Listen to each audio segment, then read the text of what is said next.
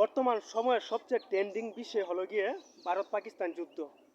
আর এটা নিয়ে আমাদের মতো অসংখ্য বাঙালি দিন রাত না খেয়ে চিন্তা করতেছি। তো এই চিন্তা যদি না করে নিজের বাংলাদেশকে নিয়ে একটু চিন্তা করতাম, তাহলে হয়তো বাংলাদেশটা আরও অনেকটা দূরে এগিয়ে যেত। যাই হোক, তারপরও আমি, যেহেতু এই প্রশ্নটা অনেকের মনে ঘুরপাক খাচ্ছে বাংলাদেশ কার সাপোর্ট নেবে, তো সংক্ষেপে আমি এটার সমাধান দিয়ে যাই। শেষ মুহূর্তে আমার কথাগুলো শুনে পরে কমেন্টগুলো করবেন, এর আগে কমেন্ট করবেন না। আমাকে কেউ বলবে আমি ইন্ডিয়ার কি এই গুলাম, কেউ বলবে আমি পাকিস্তানের চামচা।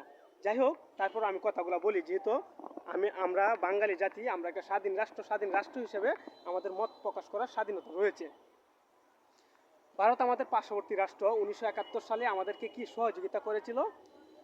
অস্ত্র দিয়ে, সামরিক বাহিনী দিয়ে। এটা আমরা কখনো ভুলবো না।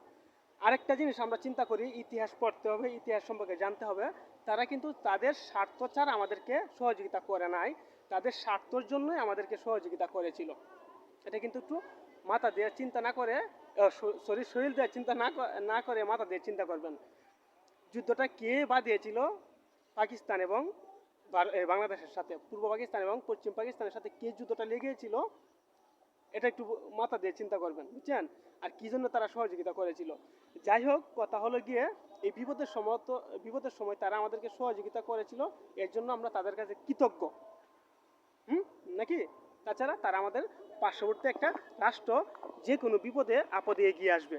তো একটা কথা শুনেন, যে বন্ধু একবার বিপদ থেকে বাঁচিয়ে আরো 10 বার বিপদে ফেলে দেয়, সে কিন্তু আমাদের কখনো বন্ধু হতে পারে না। এটা বুঝবেন। তারপরে যেহেতু মৃত্যুকালে আমাদেরকে ভারত সাহায্য করেছিল, এই জন্য আমরা কখনো ভুলবো না।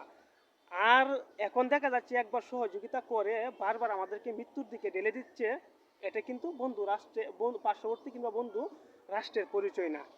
তাছাড়া ভারত আমাদের উপরে এখন যেভাবে নির্মম নির্যাতন করতেছে বর্ডার এলাকার মধ্যে, এটা কখনো আমরা ভুলবো না। ফেলানি, হ্যাঁ, লাশটা আমরা প্রায় দেখতে পাই। তো এগুলো বিষয়ে আর কিছু না বলি।